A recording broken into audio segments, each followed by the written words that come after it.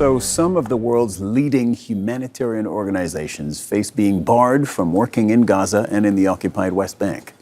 Israel says that it will suspend the licenses of dozens of aid groups in the new year, stopping them from operating inside the occupied Palestinian territories for failing to meet new vetting requirements. This decision, the Israeli government says, is aimed at stopping what it calls exploitation of aid by Hamas.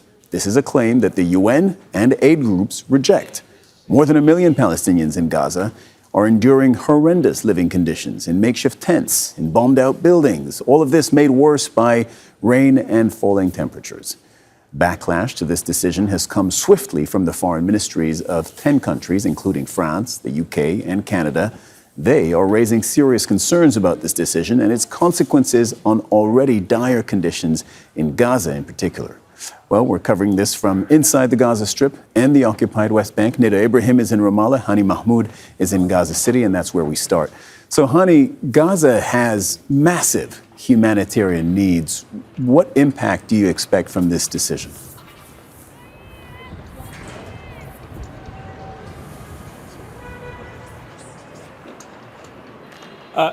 If I heard correctly, we're looking at the impact that is immediate. Absolutely. And it's severe. We're looking as early as the starting from tomorrow, the suspension, the withdrawal of these organizations forced out by Israeli military decision to ban them from operating here.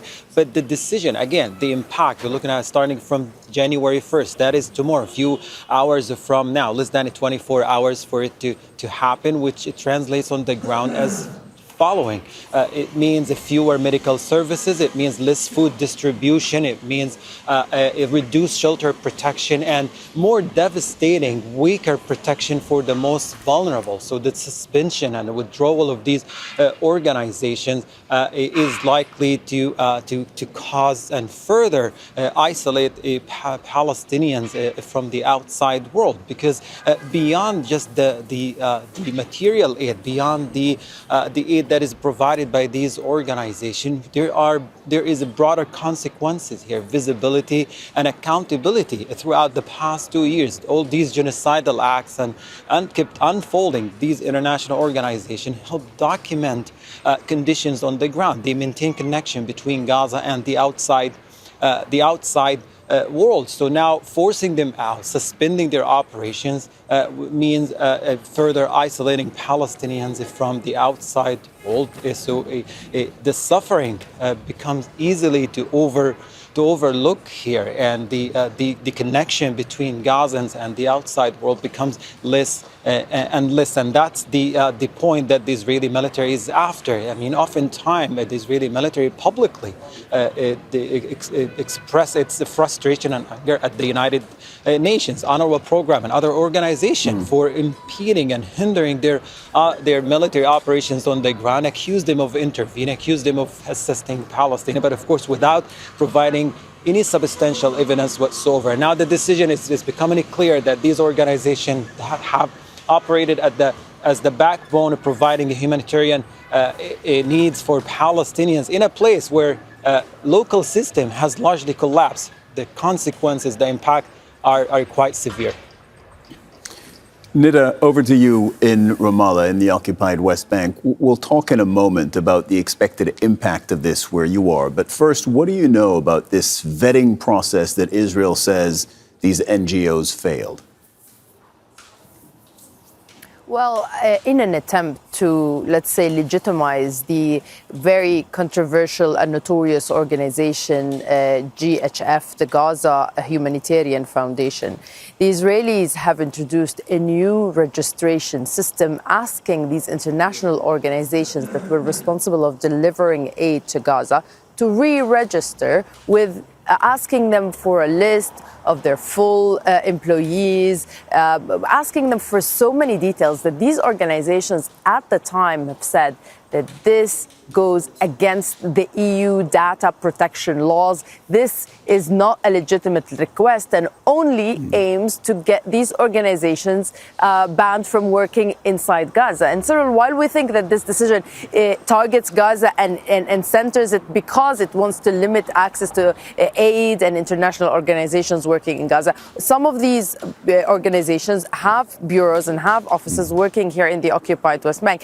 and they've already been undergoing really severe restrictions by the Israeli forces and by the Israeli organizations, including limiting the visas to the international staff, not allowing them to come in whenever they want, obstructing their work.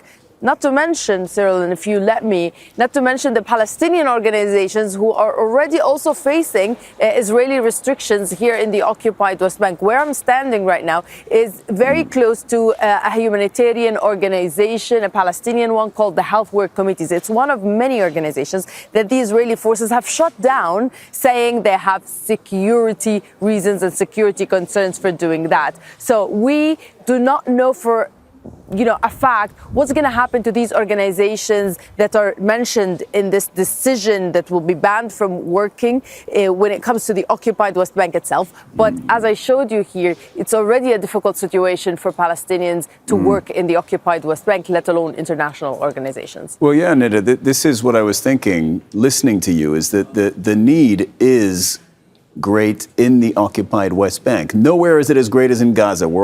That's clear to everybody and to all our viewers, I'm pretty sure.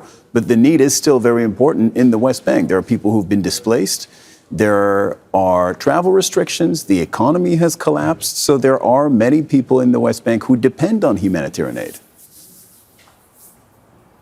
Yes, they depend on humanitarian aid. They depend on UNRWA as well, which we've seen Israeli attempts to ban their work and limit their ability to assist Palestinians. We're talking about at least 35,000 Palestinians who've been displaced from their homes in the northern occupied West Bank as Israel continues an assault on these 3 refugee camps that would amount to almost 1 year now because they started in January. This is not to mention, as you said there, Cyril, the poor economic conditions, the restrictions that are imposed by Israel on Palestinian movement. All of that requires a greater need, not just for humanitarian assistance organizations, but also monitoring organizations that would be able to tell the world what is happening and what kind of violations Israel are doing when it comes to Palestinians. And that's precisely why Palestinians would tell you Israel is moving forward to ban these organizations, so it would limit the access of the international world to what's happening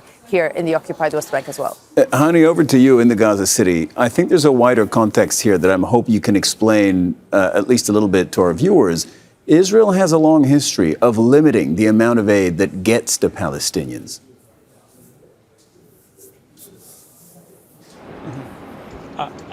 Cyril, it's not just limiting the amount of aid getting into Gaza logistically by blocking the borders, but also effectively blocking many of the organizations. This is not the first time we see this happening. Over the course of the past 2 years, Israel was relentlessly after the UNRWA relief programs here, from vilifying UNRWA and its operations, its staff on the ground, from restricting their operations, from attacking aid groups and aid workers on the ground, to the point where operations became very limited. The creation of restricted military zones by the Israeli military prevented many of these organizations from delivering much needed aid. Particularly, we're talking about into more than 55% of the total area of the Gaza Strip effectively under direct Israeli military control, being cleared from the population. So infrastructures and facilities that used to be the backbone of a humanitarian delivery system in these areas have completely stopped, cramming everyone into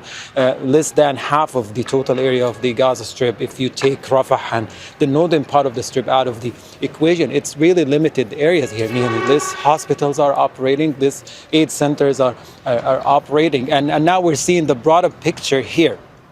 I mean, it doesn't matter how many justifications, how many requirements the Israeli military is requesting from these organizations. The end goal here is pretty clear. Limiting and forcing these organizations outside will lead into further isolation of the Palestinians from the outside world, gives Israeli military an upper hand to maintain and control narrative of what's happening on the ground. Again, visibility and accountability are key direct byproducts of this decision. These organizations document conditions on the ground without them being here and documenting what's going on. Again, the suffering, it's going to be easily overlooked here. Hani Mahmoud reporting from Gaza City. And thank you very much also to Nida Ibrahim reporting in Ramallah in the occupied West Bank. Don't miss out and get the full picture. Subscribe to Al Jazeera for reliable news and expert insights. Like, share, stay ahead.